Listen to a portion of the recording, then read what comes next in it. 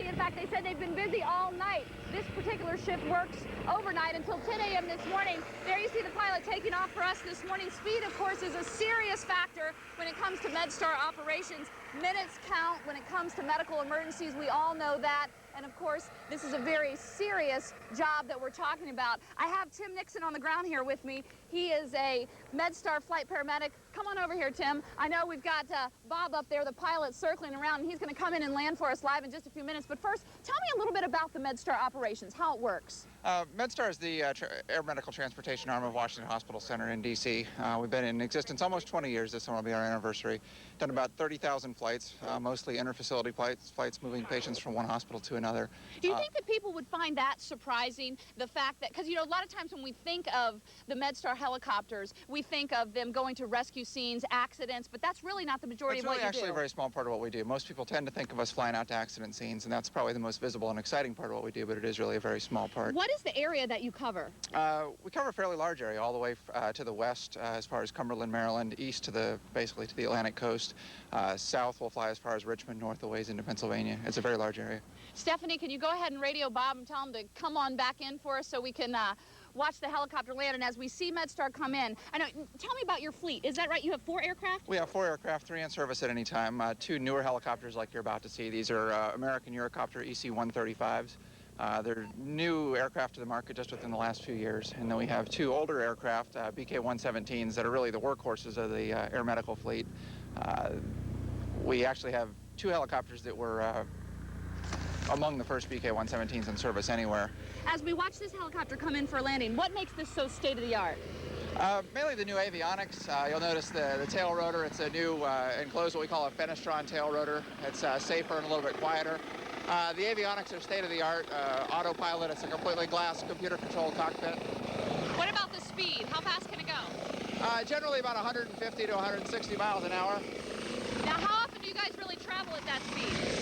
That's basically the only speed we fly at. Really? So you fly fast and that's it? Full throttle all the time. So tell me about the crew on board. I know we have Bob the pilot, obviously, because he just flew it in for us, but who else is on board? Bob the pilot. Generally, our crew is 3 people, a pilot, a flight paramedic, and a flight nurse.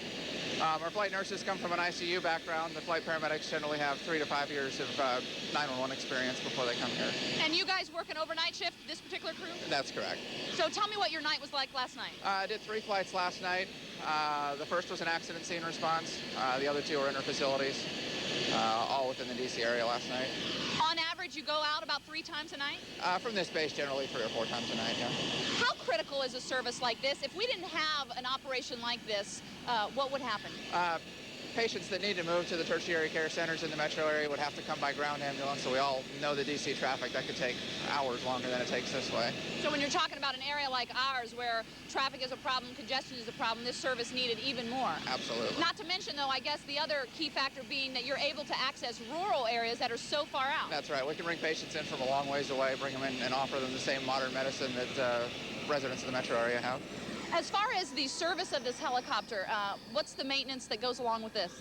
There's continuous maintenance that goes into it. There's regular, the mechanics are here every day just checking up on things in general, but there's regular periodic maintenance that's scheduled based on the number of flight hours, every 50 and 100 hours in increments of that. There's regular maintenance that gets done. Do you guys have safety concerns as far as for yourselves, the training you need to go through? We have regular safety training updates that we do, but I have full confidence in all the pilots and all the staff that I work with here. You know, as we take a look at this amazing helicopter here and think about what you do, I would think that it's pretty expensive to maintain. It is. It's a very expensive operation. So when someone gets picked up by MedStar, is that something that usually insurance covers? Generally, yeah. Yeah, it is expensive. It can cost anywhere from $3,000, on up to $6,000 or $7,000 for a helicopter ride. But insurance is generally very good about covering it.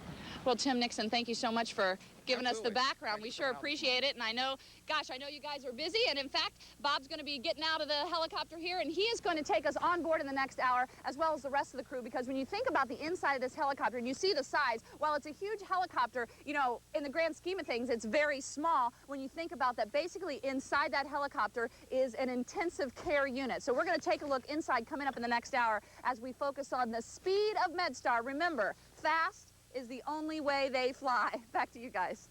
Thank you, Holly.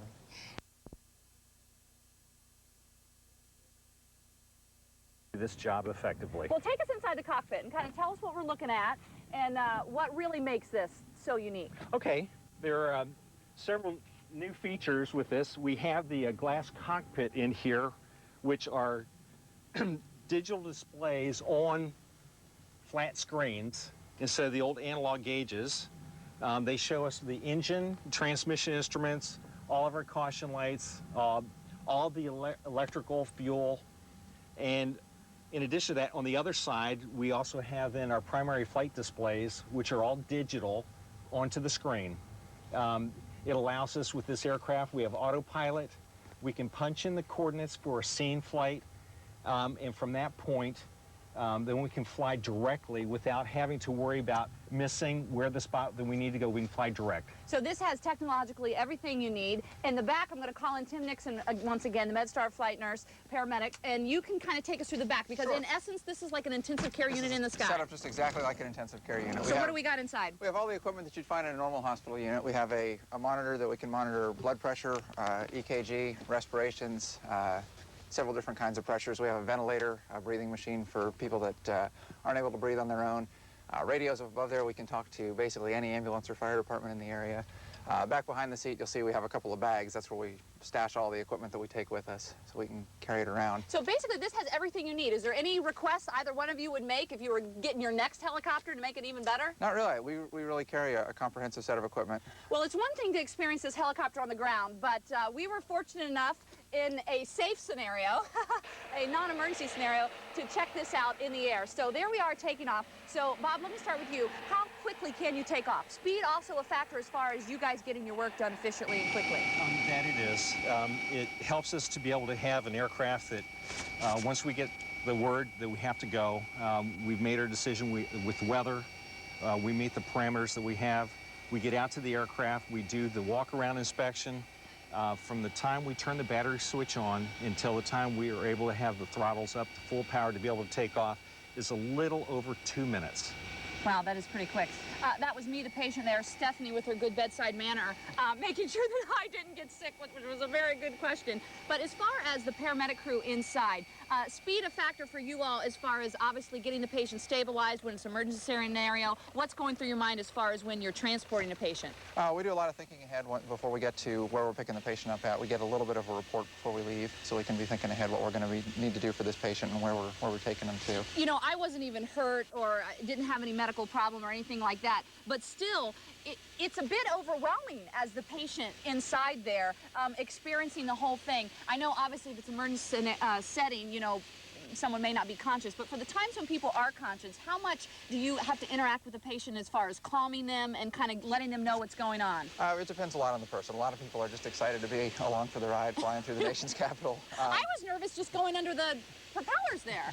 A lot of people get that. We unload people at the hospital center generally with the blades running, so it's windy and noisy. How quickly do you get as far as getting from the helicopter into the hospital? I would think speed is a factor there, too. It's a factor there, too. It depends a lot on the hospital. Some hospitals have pads that are right outside the door, and it's very easy to move inside quickly. Other hospitals, sometimes it's a bit of a walk or an ambulance ride. Well, I know you guys were busy. It was a busy night, though they said an average night for them. They went on 3 flights. Thank you so much. Absolutely. Thanks for the work you do. Don't take this personally, but hopefully I never run into you, because if I do, I know it's not good. Thank you so much, though. Sure You guys thing. are amazing people. All right, so day 2 of Speed Week. As you can see, speed definitely a factor in many different ways when it comes to MedStar, and we'll see what tomorrow brings as far as speed and what it will mean for wherever we are live. Back to you guys. All right, we'll wait for tomorrow's surprise.